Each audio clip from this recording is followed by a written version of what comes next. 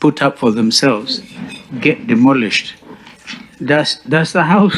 That's your department, and some of them are really very, very expensive houses, and yet we heard from Hassan Omar's Kenya Kwanza government that the demolition be a thing of the past. So what happened in Mavoko is heart-rending. Does it prick your conscience? Does it really?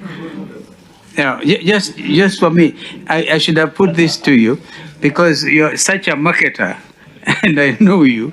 So today we are not going to get you to sweat, but please think about some of those things. Now you want me to start sweating, and I think I had done pretty well. If I was to answer the questions in a methodical way from the co-chair and the majority leader, he spoke about, other than the hinges, these other items, what is the policy intervention? One, what we have done is we have identified the 69. Number two, we have standardized them. It's very, very important. Why standardization? You know, in Kenya, we don't have a standard door. We don't. Because a door in Kenya is basically the space that you leave after you finish building your house.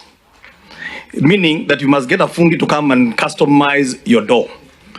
And if we continue on that line, we will never be able to benefit from the large economies of scale.